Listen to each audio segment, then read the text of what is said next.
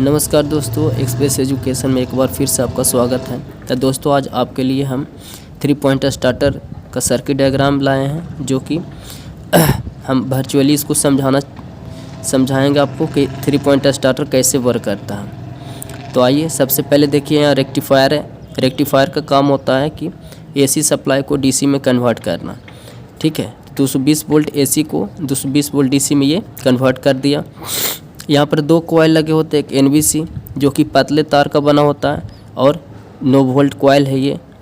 ओएलसी जो कि मोटे तार का बना होता है और इसे ओवरलोड कॉइल कहा जाता है।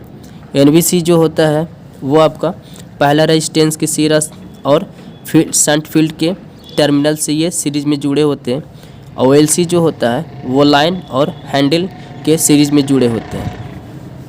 जैसे हम लोग हैंडल पहला स्टार्ट पर लाते हैं तो हैंडल के माध्यम ओएलसी से करंट होते हुए हैंडल के माध्यम से आपका ये स्टार्टर ऑन हो जाता है और करंट जो होता है R1, R2, R3, R4 से बहते हुए आपको आर्मेचर के पास आता है। इस टाइम आपका 4 रेजिस्टेंस वर्क करता है, जिसके कारण करंट का मान काफ़ी कम हो जाता है, यानी आर्मेचर करंट का मान कम हो जाता है, जिसकी वजह से आर्मेचर धीमी गति में चलता है।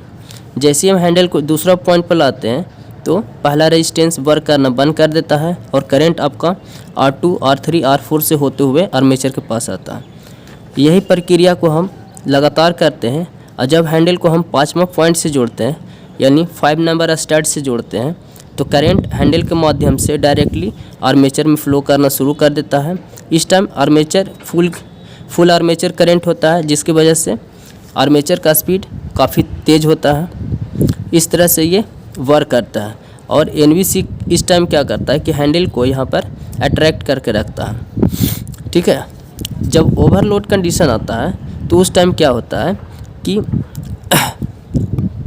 ओवरलोड का मतलब होता है क्या कि नॉर्मल से माने समान विद्युत धारा के तुलना में अधिक करंट को लेना। तो जब अधिक करंट लेता है तो उस टाइम ओएलसी क्या होता है कि एक्टिव हो जाता है, सक्रिय हो जाता है और प्लंजर को अपनी ओर खींचता है, जिसके कारण देखिएगा ये दोनों पॉइंट आपस में शॉर्ट हो जाता है। और ये दोनों जब शॉर्ट हो जाता है तो एनवीसी क्या होता है कि ये काम नहीं करता है, यानी डीमैग्नेटाइज हो जाता है और डीमैग्नेटाइज होने के कारण हैंडल को छोड़ देता है और हैंडल ऑफ पोजीशन पर जाके रुक जाता है।